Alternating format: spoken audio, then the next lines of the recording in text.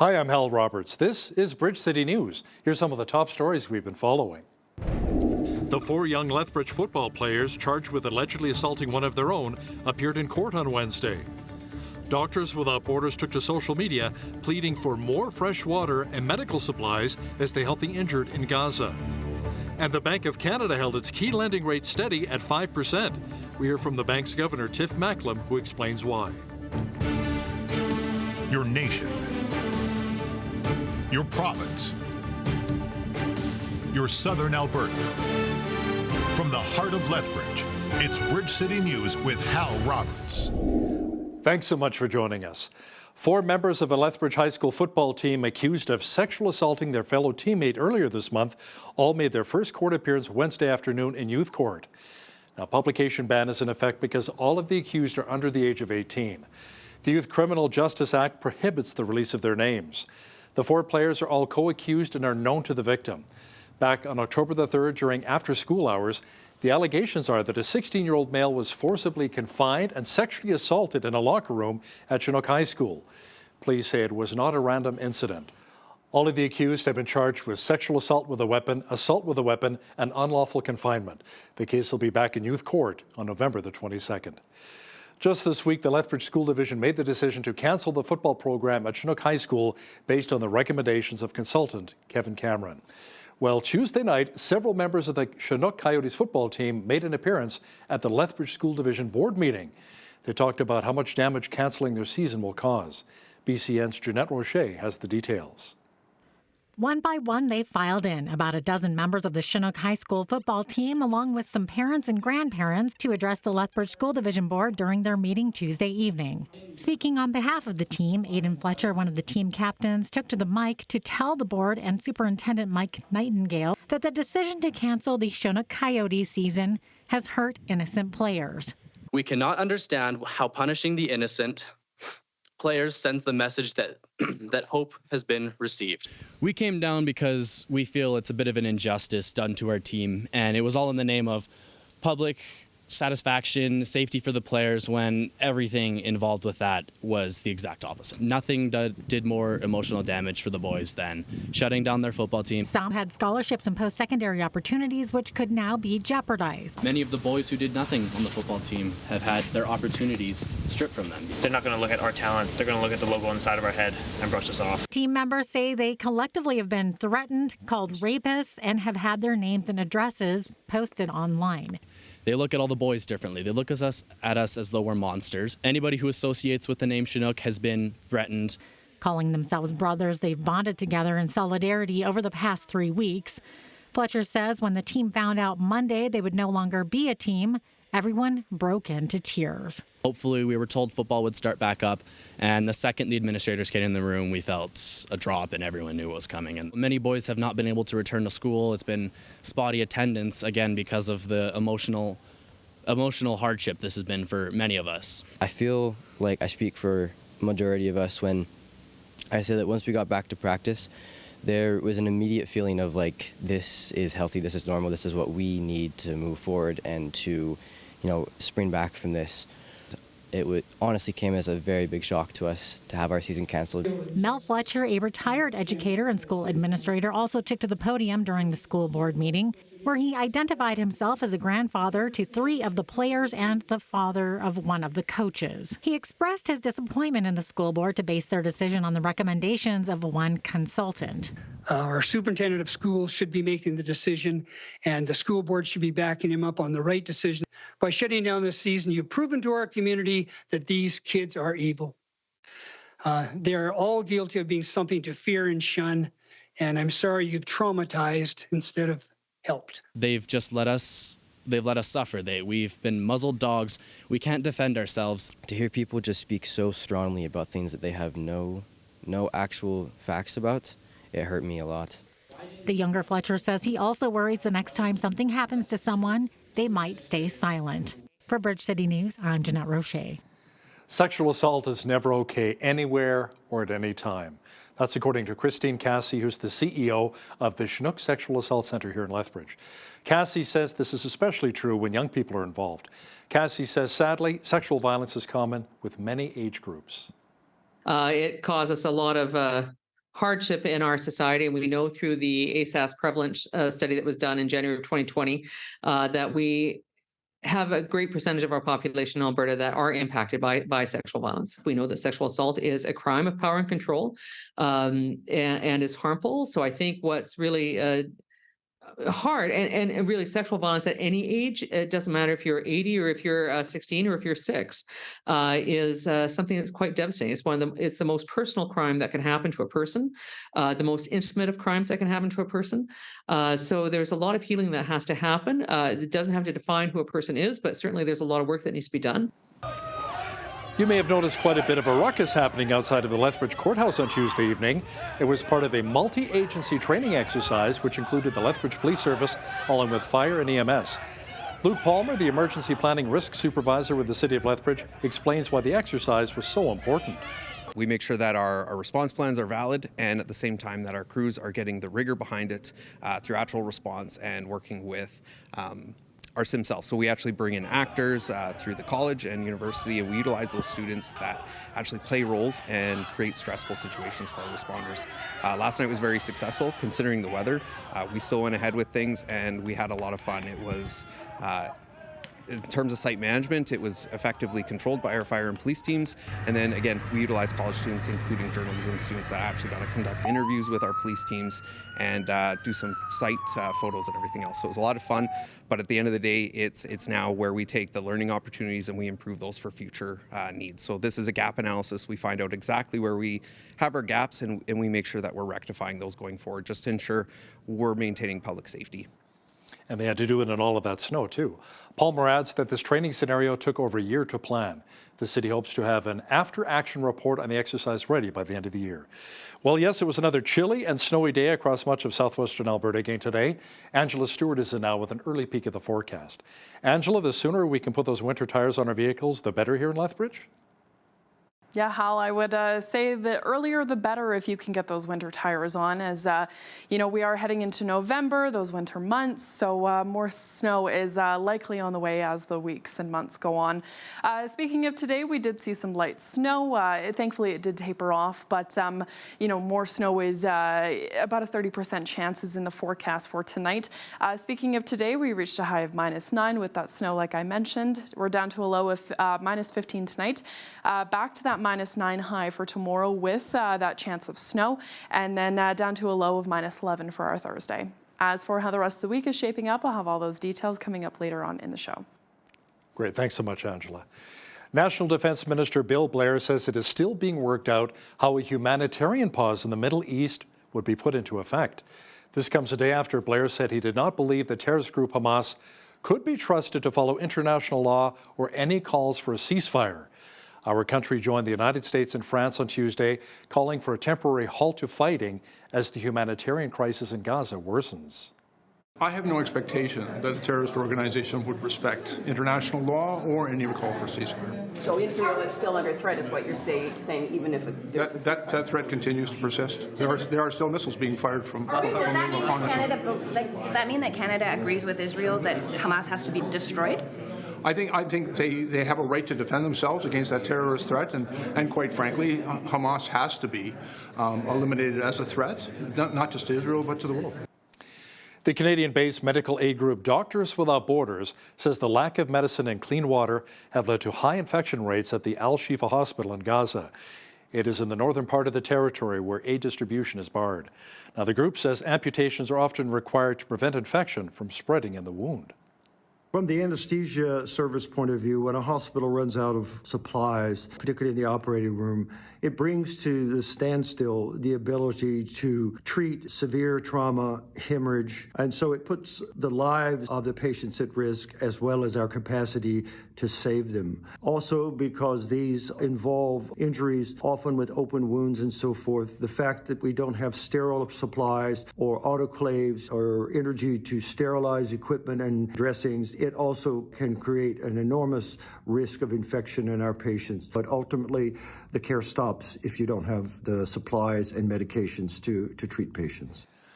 Roberson says one of their surgeons had to amputate half the foot off of a 9-year-old boy on the floor of a hospital with very few sedatives available.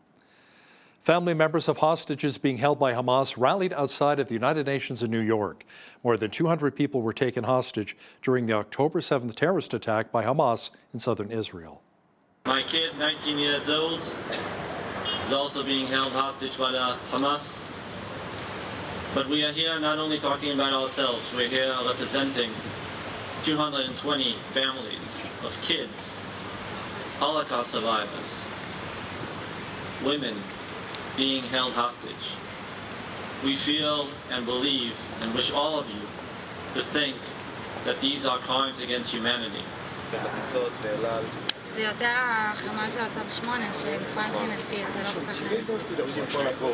Yes. There are over 200 hostages being held in Gaza right now.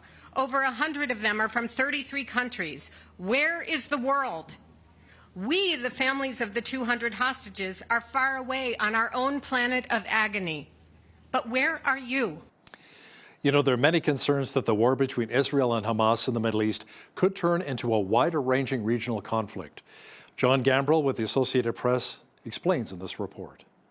First of all, in Gaza, we've seen Israel continue just these pounding airstrikes targeting the Strip, which is home to some 2 million Palestinians. Now, the Israelis have urged Palestinians to go south to avoid these airstrikes, but even then, Israeli airstrikes are even hitting in the south in what they've described as safe areas previously, which has enraged Muslim nations and others sympathetic to the Palestinians. We've seen widespread protests, largely in many countries around the world.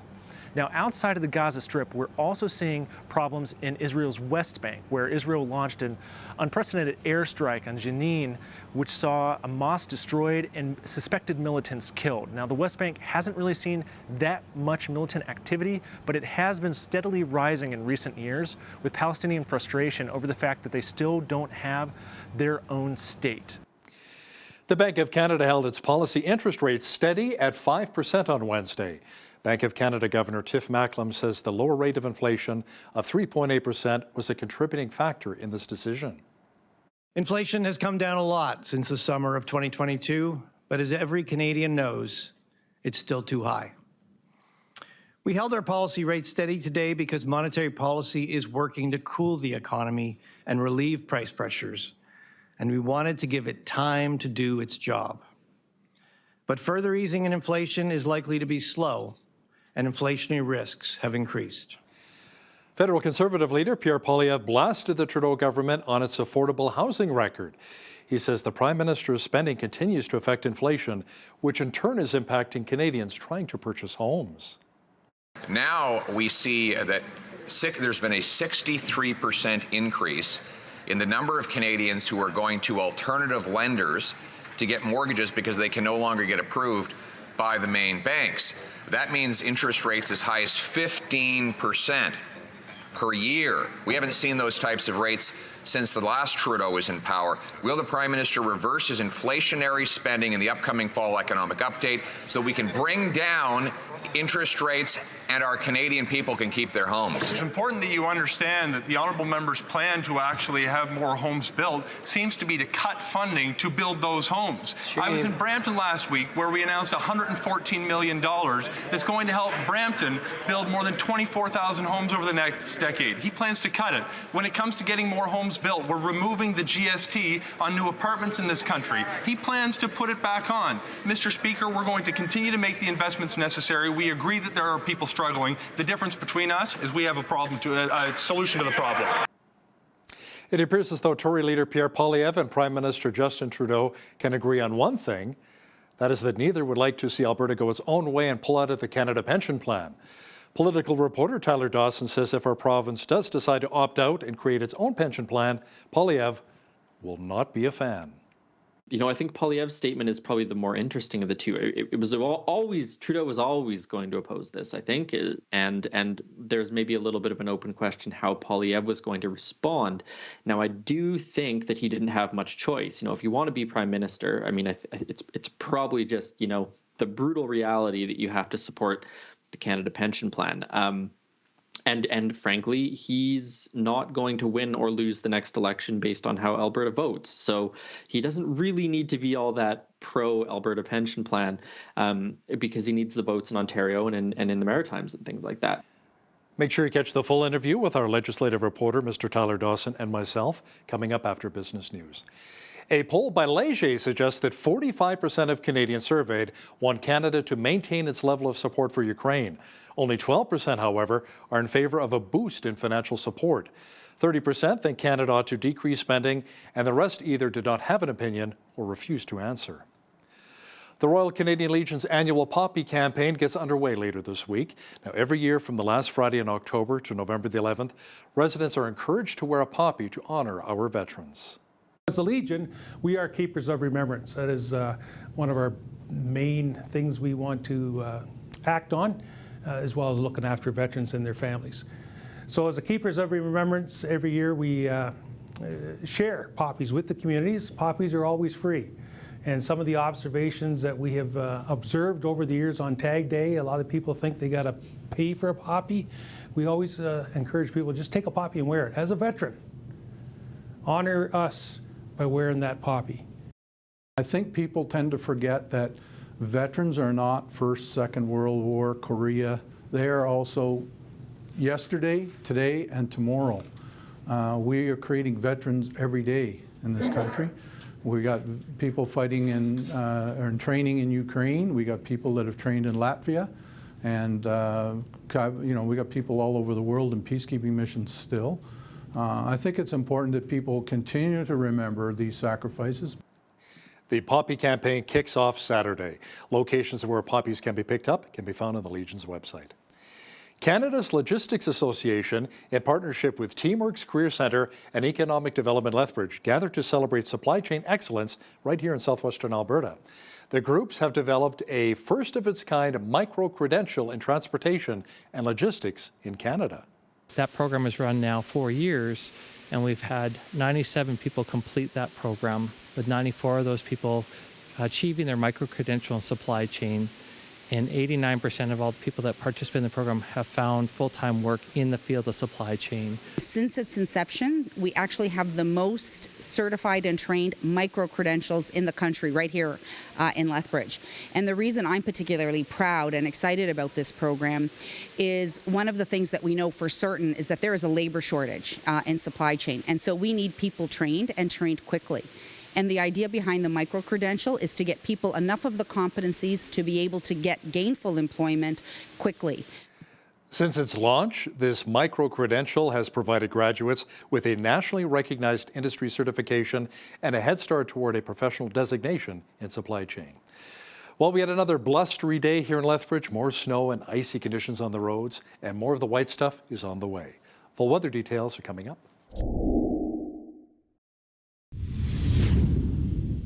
Well, we had some light flurries today in Lethbridge, and more of it may be on the way. Angela Stewart is in now with all of the weather details. Angela, we should not put our snow shovels away just yet? No, I'd say keep that shovel out just for a little bit longer, as we're not out of the woods yet in terms of some light snow. That's kind of expected to taper off around tomorrow evening. So likely expected to get some snow tonight, and that'll carry into the morning.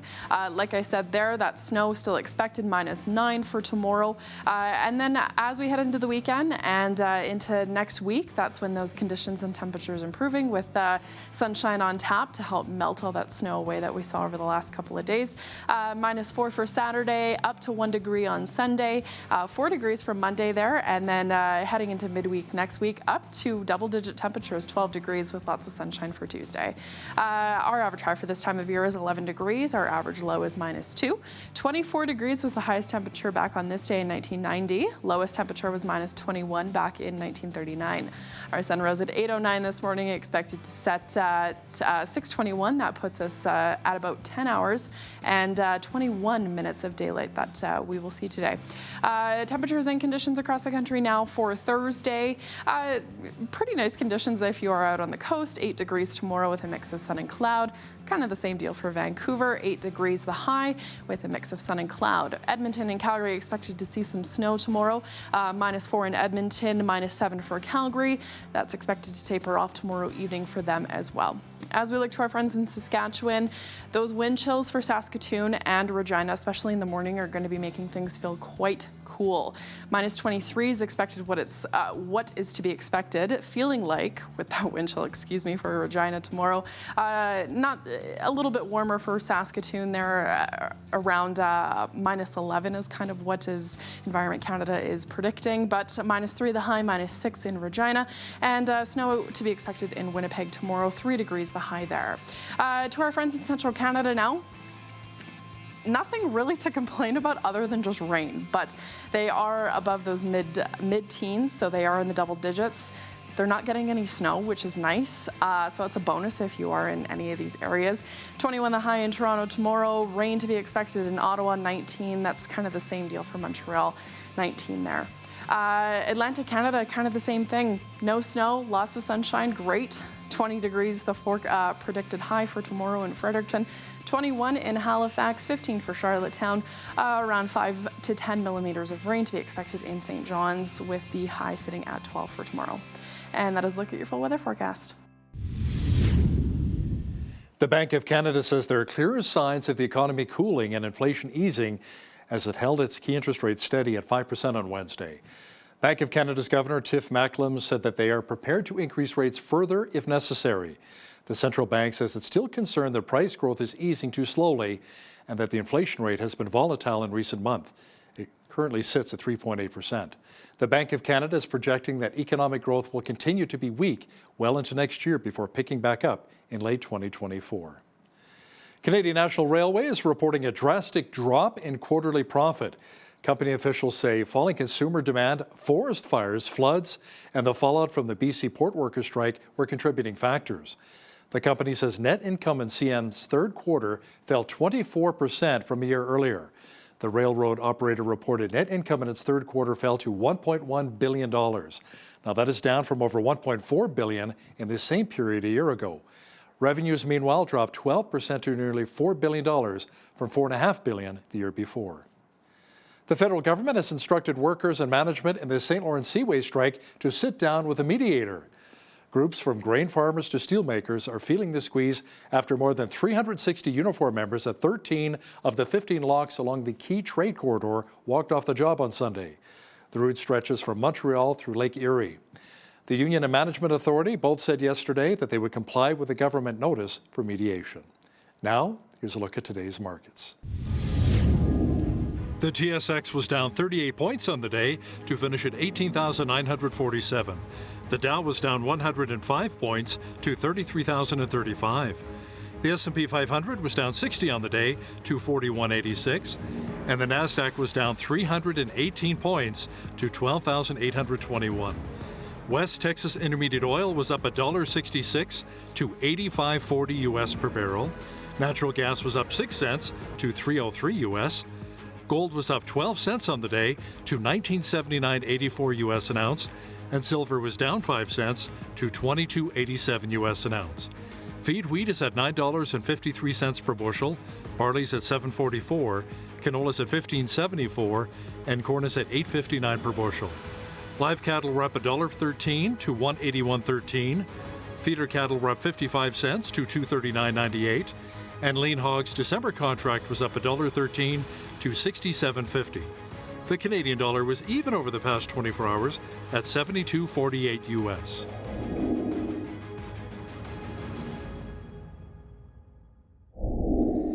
Recapping one of our top stories, as the war between Israel and Hamas continues in Gaza, family members of hostages being held by Hamas rallied outside of the United Nations.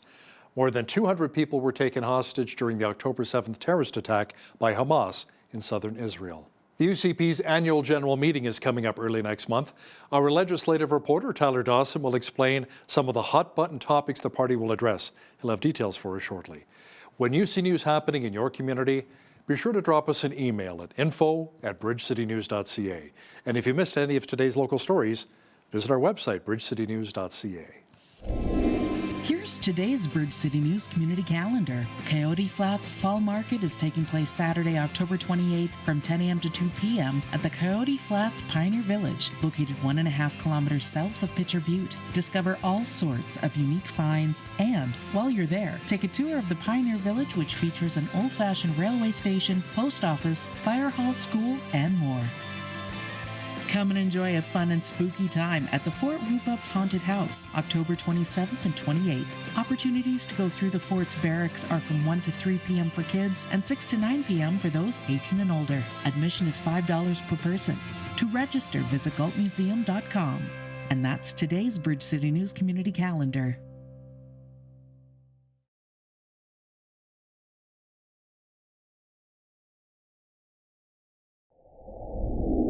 Alberta potentially pulling out of the Canada Pension Plan is stirring up a lot of controversy, a lot of talk.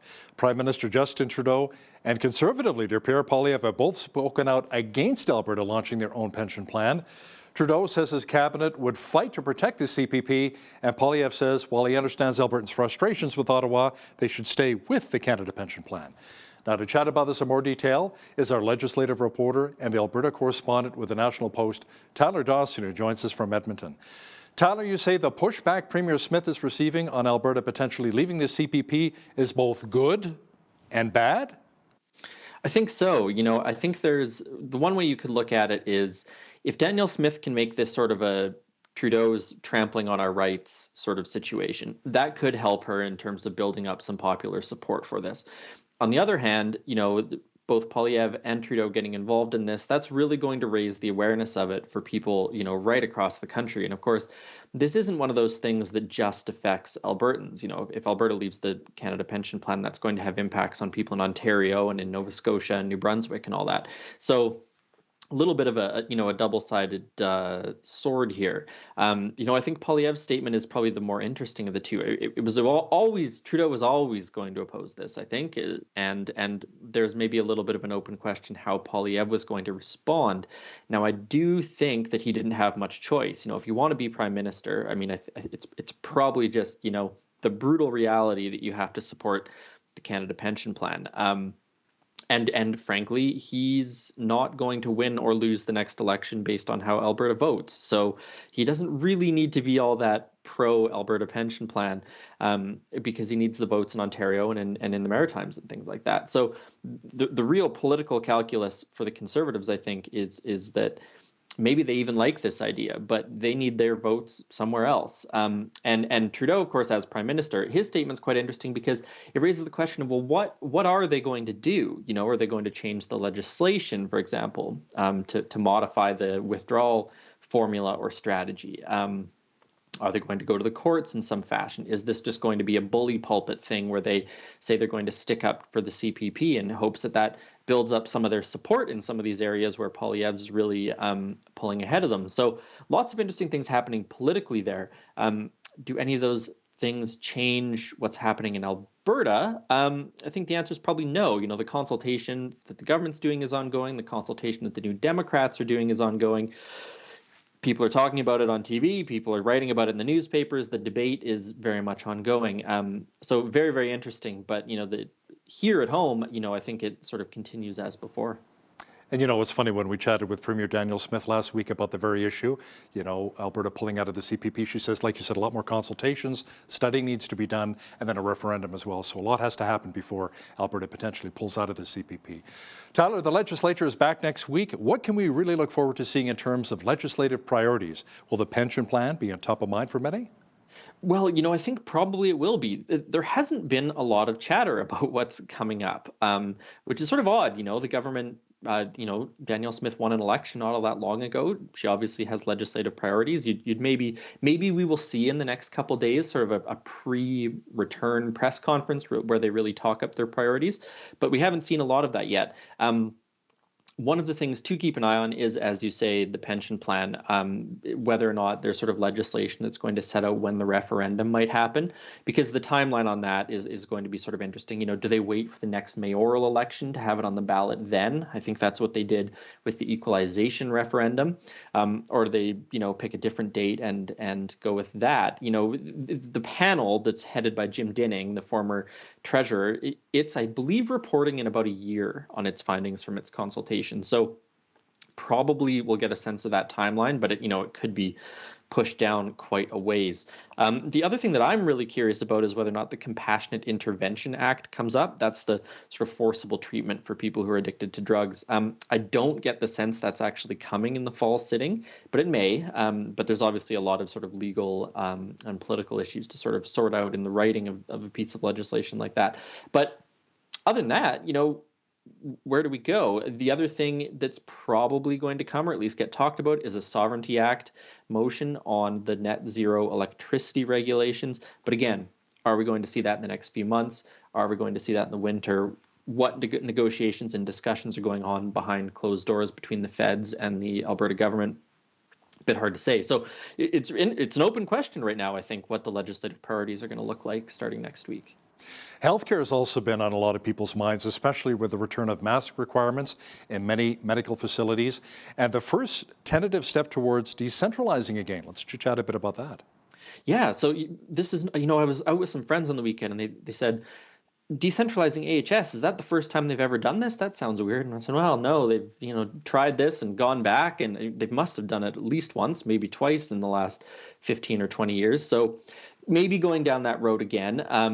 I think the question is going to be, how much does this get decentralized, or just, what sort of larger powers of decision making maybe get delegated to these more regional health boards. But the big thing that's come out thus far is not necessarily a decentralization thing, although that's certainly a priority, but it's actually trying to find ways for frontline doctors and nurse practitioners to see more patients.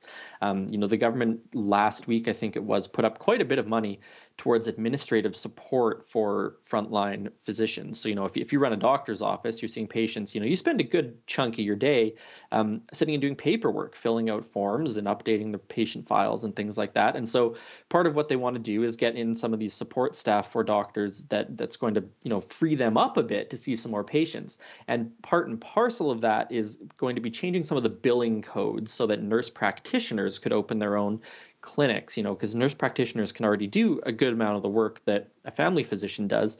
But the billing codes apparently just don't exist for them to do some of these things. So there's going to be some, I would say, tweaks, or maybe the fair way to put it, at the frontline level that ought to increase some of the access that Albertans have to sort of frontline family general practitioner sort of medicine. But certainly this is very much an open file at the moment. There's a lot of talk about this. The reports that came back on some of the modernizing of AHS. So I do think we're going to see quite a bit of changes or proposed changes coming. And of course, that's going to be a big political hot potato because the NDP loves the healthcare fight. They love to be able to say, look, they're going to privatize your healthcare. This is going to weaken the Medicare system and all that. So I think it's going to be interesting to see from sort of a practical standpoint what comes up, but also the politics of it I would expect to be fairly fiery, shall we say. Yeah, definitely. The UCP's annual general meeting is coming up November 4th and 5th, Tyler. It appears as though there will be a large number of resolutions that will be debated. That should include medical rights, transgender issues, school vouchers, and ending diversity and inclusion training? Yeah, it's a real mix this time. There's some of what I would call pretty standard Alberta Conservative resolutions. As you mentioned, school vouchers are one of them. They're going to be updating a motion that they had last year, I believe, on economic corridors between Alberta and I think the Yukon and Alaska and maybe out to Manitoba. So there's some of those bread and butter issues that are going to be there, but there's also a lot of stuff dealing with sort of contentious social issues. You mentioned the diversity and inclusion training. They want to defund diversity and inclusion training in universities. And if universities choose to keep those offices, they would lose provincial funding. So that'll be up for debate. There's going to be a debate on a policy that would be similar to what Saskatchewan did in terms of whether or not children can use different pronouns or names in schools without parental consent. So that's certainly going to get a lot of attention. You mentioned medical rights. There's going to be some stuff on basically trying to give doctors more permissions to use off-label medication, and also part of that resolution is to have more freedom in giving out vaccine exemptions, for example, if we end up in a position where there's vaccine passports again. So, all of those things I think are going to be quite contentious. There's certainly going to be a lot of people who feel quite strongly that these are good policies that should be put in place. And there's going to be the other side, of course, that while they may also be in favor of them or are going to be concerned about the political impact that's going to have on the party. Quite often when these sort of social issue resolutions come up at the convention, you'll have guys come up and say, look, I might even like this idea, but if we adopt this policy proposal, if this becomes part of our platform, that really opens us up to some pretty serious attacks from the New Democrats on these issues. So I would expect those to be quite intense debates. Doubly so because it's going to be a massive convention, the biggest, I think, in Alberta history. They've had to move the venue because so many people have registered for it. It's going to be big. It's going to be intense. So I think everyone who cares about Alberta politics is going to be watching that pretty closely. Yeah, go big or go home. Tyler, another thing to watch at the AGM will be what transpires with the board elections. Can you explain? Yeah, so the UCP has a board of directors, and they make a lot of decisions about, sort of funding and, even like some of the bread and butter stuff, like how much does it cost to go to the annual general meeting? They make those decisions. And so this board has a fair bit of power. And for a long time, it was sort of, since the party's inception, was really the people on the board were sort of Jason Kenney loyalists, old school, long time sort of PC Wild Rose type folks. And in last year's convention, there was this sort of upstart slate of candidates who, a number of them, about half of them, if I recall correctly, ended up winning spots on the board. And so this year, you have this organization called Take Back Alberta, which is, it's on the right side of the UCP, fairly conservative. They claim a lot of responsibility for what happened in the last couple of years. They claim responsibility for ousting Jason Kenney. They claim responsibility for getting Danielle Smith elected as party leader. And it's certainly debatable what amount of power they have, but there's no doubt that they are a pretty, thorough grassroots organizing group, and that a lot of the people who are going to be at the convention are going to be there because they're affiliated with Take Back Alberta. And they want to control the board. They want to win the rest of the seats on the board and have all this say. And in some of their organizing meetings in the past, they've talked about how they view the board as the premier's boss, essentially. And so it's not totally clear to me how much Danielle Smith is resisting this, how many sort of loyalists to her or older sort of party people are going to be running against whatever candidates TBA puts up. But depending what happens in those elections, and they get very little attention normally from reporters because they're usually quite boring. But if they manage to take over more of the seats of the board, that could have some effects on the way the party runs, whether or not Danielle Smith's going to be pressured by the board on various issues and things like that. So it is actually going to matter this time in a way that it maybe has not mattered as much in the past. Tyler, some people are really concerned that artificial intelligence is taking away jobs. Our fellow journalists have spoken out against this. Lawyers and writers have also shared their concerns. It appears as though the Alberta government, however, is using AI to help predict when wildfires break out. That's right. So they seem to have sort of a contract to develop the engineering, the computer engineering behind developing AI that would look at sort of wildfire data, weather data, temperature data, and sort of predict where wildfires might break out in sort of a short-term fashion. So it wouldn't be like Lac La Biche in 2027 is going to have a big fire. It would be, here's the weather conditions in these parts of the province, here's the storm patterns, whatever. We should maybe be prepared for a potential fire outbreak in this area. So it mainly seems like sort of a short-term planning in advance kind of analysis of where fires might break out. So it's really interesting. And of course, this was a fairly unprecedented fire season across the country.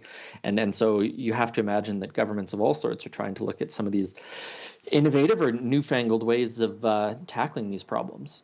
Yeah, absolutely. If the Alberta government can pass along some of that information to other provincial jurisdictions, that'd be wonderful. Tyler, when the NDP was in power, contracts were signed with renewable energy companies, and those deals made the province around $300 million. Now, Rachel Notley and company is now calling on the government to ensure that those windfall revenues are going back into the renewables industry, as well to help many low-income Albertans pay their high power bills right now.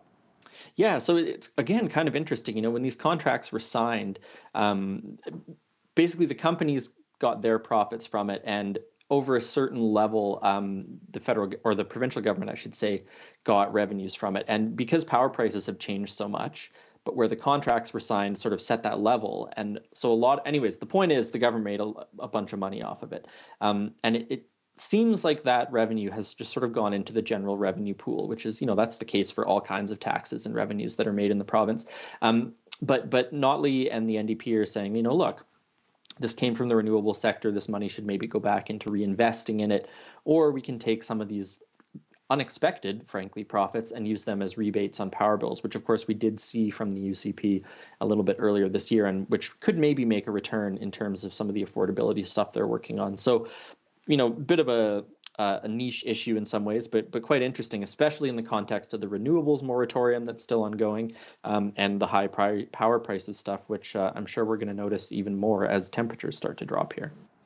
He's our legislative reporter and the Alberta correspondent for the National Post. Tyler Dawson, thanks so much for joining us today from Edmonton. Thanks for having me, Hal.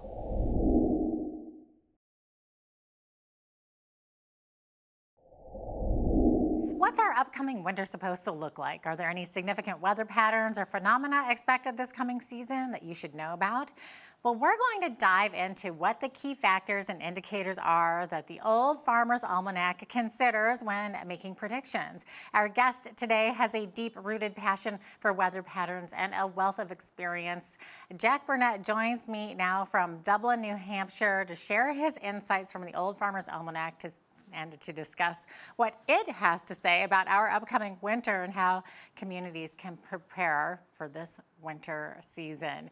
Jack, welcome to the show. Thanks so much for being here. Jeanette, it's always a great pleasure to be on the Miracle Channel and be Bridge City. It's really nice. Thank you so much, Jack. And of course, we didn't mention that you are the managing editor at the Old Farmer's Almanac there in New Hampshire. So this is really interesting. How did you get interested in weather patterns and the Farmer's Almanac? Well, I started when I was a boy. I don't know why. I mean, that's often the case, with meteorologists, even though I'm not one. When I was 7 years old, I made my first anemometer out of toilet bowl floats that I cut in half, and I tried to calibrate it by holding it out the window of my parents' car, and we made it about, I don't know, maybe 20 feet before it disintegrated, but, that's how you learn, so. I wish you had pictures of that. That would have been really cute. Yeah, I'm not sure if that'd be good or bad, but I know, yeah. And your parents might not have even been happy about it at the time, right? Well, you never know. So I was making, I would make solar panels and things like that, So it's always sort of been a passion of mine. That's incredible. Okay, so before diving right into what we can expect this winter, can you first off explain how the Old Farmer's Almanac differentiates itself from other weather forecasting sources regarding accuracy and methodology? Sure. The Old Farmer's Almanac is the oldest continuously published periodical in North America, 232 years. It was founded outside Boston by a guy named Robert B. Thomas. About 80% accurate, sometimes a little bit better, sometimes not so much.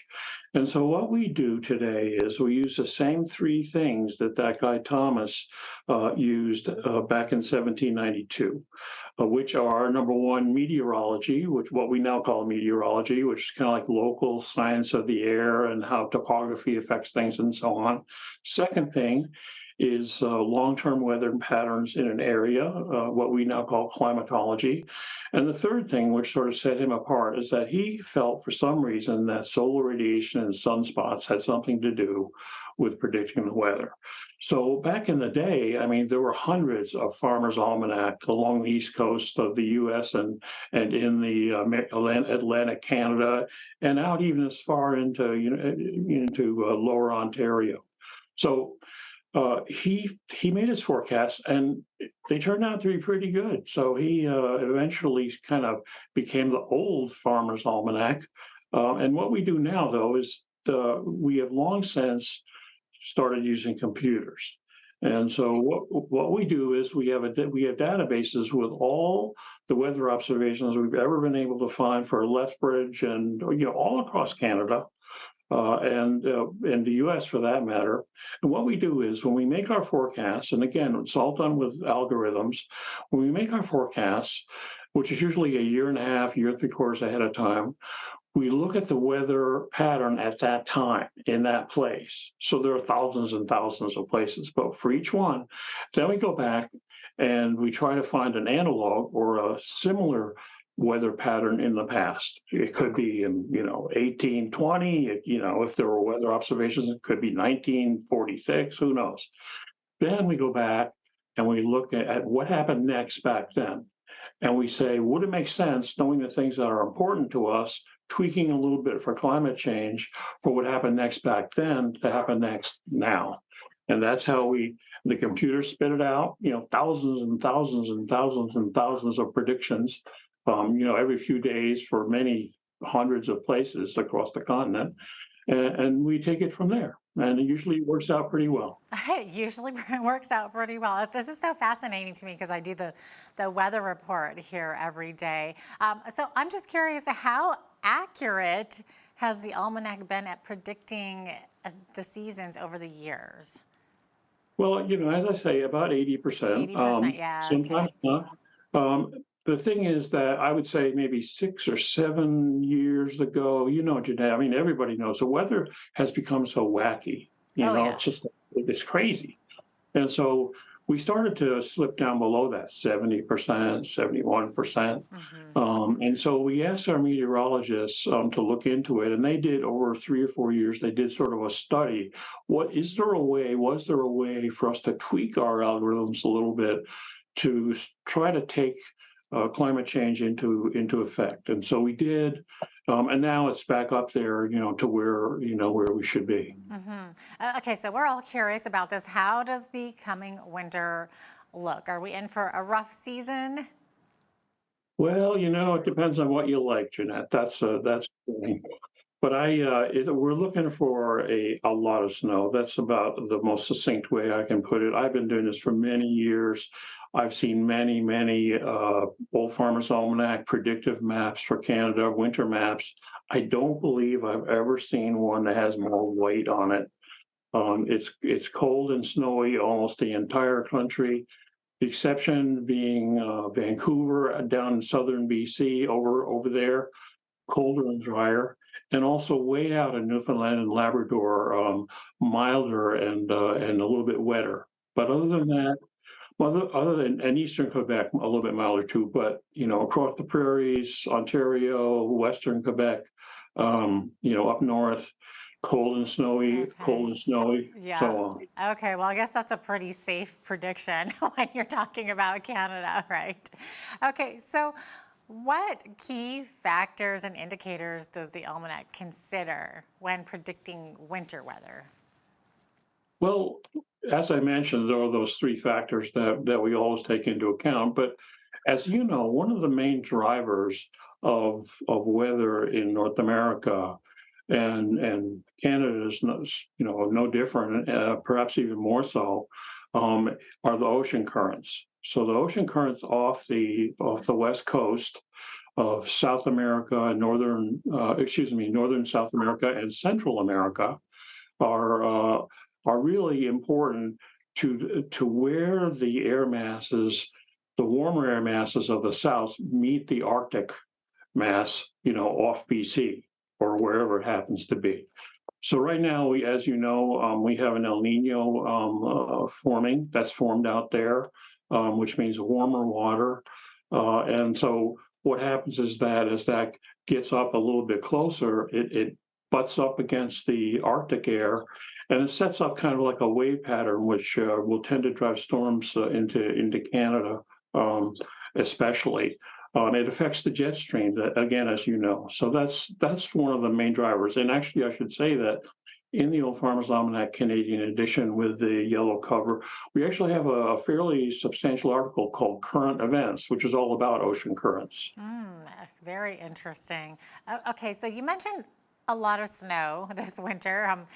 Any predictions on anticipated precipitation levels in the various parts of the country, and how would they impact local communities? Well, that's an excellent question.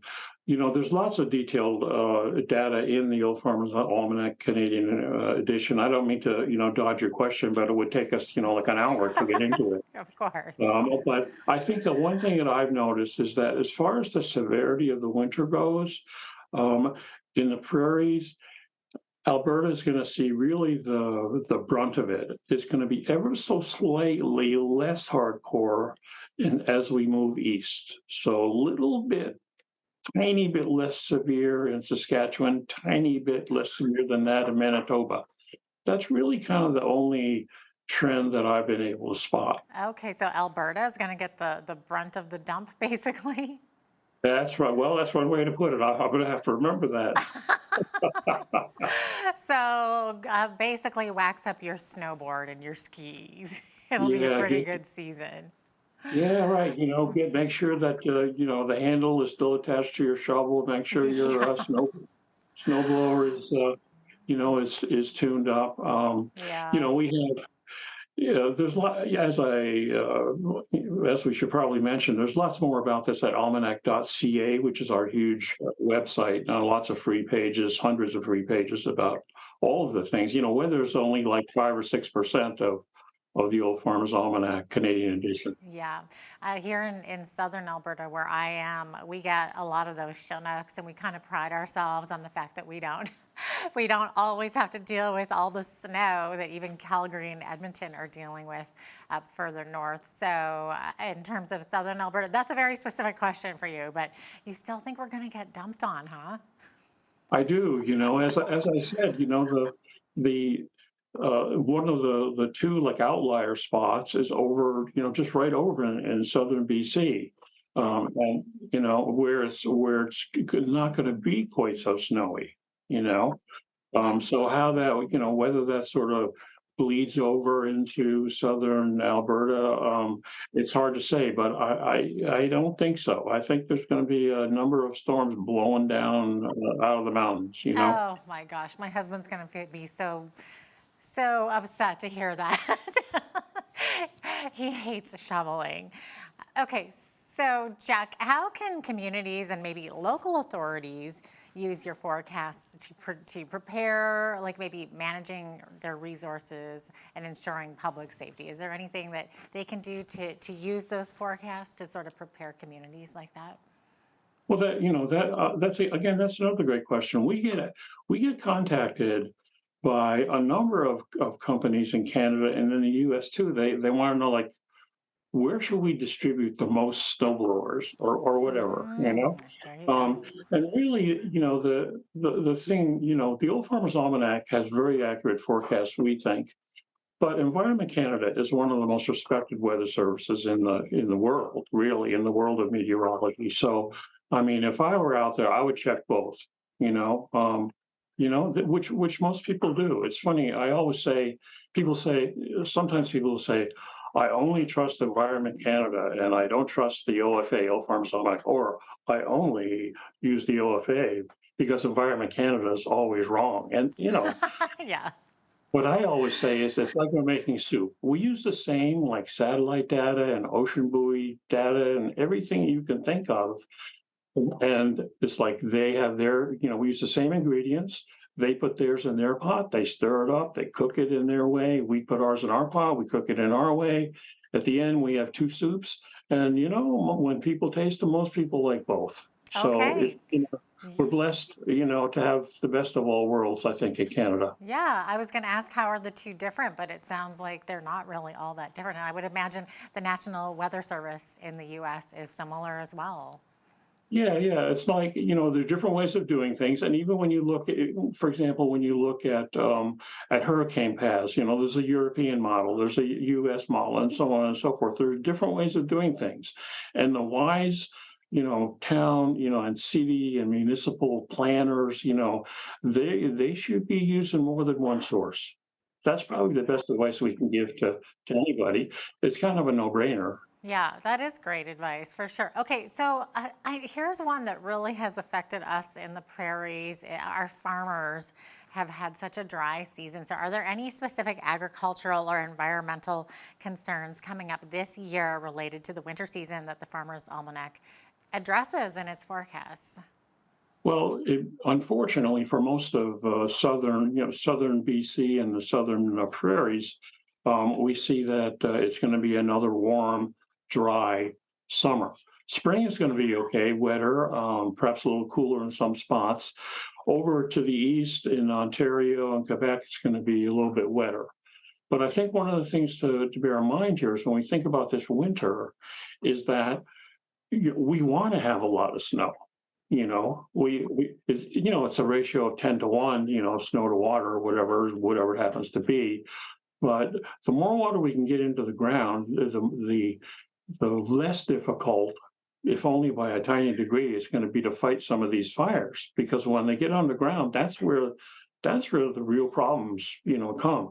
The other thing is, as many people know, growers, throughout the prairies especially, have been using a lot of irrigation, to compete. And so as a result, the aquifers and lakes and things like that are down. So we want as much snow as possible. It may be difficult to deal with, but the more moisture we can get on top of the ground in the winter and spring, the better off we're all going to be next summer. Wow, Jack, that's great to know. Looks like we are out of time here. It's a fascinating subject, though. But thanks so much for joining me today. Appreciate having you on. Yeah, we really appreciate it. We know that, as I said, we're blessed to have many hundreds of thousands of quote unquote family members of the Almanac in Canada. We always ask people to, if they'd like to get a copy, to try to buy it locally and support their local bookstore and so on and so forth. That's really important. If they can't, the best way to get the Old Farmer's Almanac Canadian edition is on Amazon rather than from us directly. So there's a little buyer's guide tip because it's cheaper on Amazon. Great advice. Thank you so much for that, Jack. Appreciate having you on today. Thank you very much, Jeanette. Absolutely. Jack Burnett is a weather enthusiast and the managing editor at the Old Farmer's Almanac. He joined us today from Dublin, New Hampshire. I'm Jeanette Roche on behalf of all of us here at Bridge City News. Thanks so much for watching.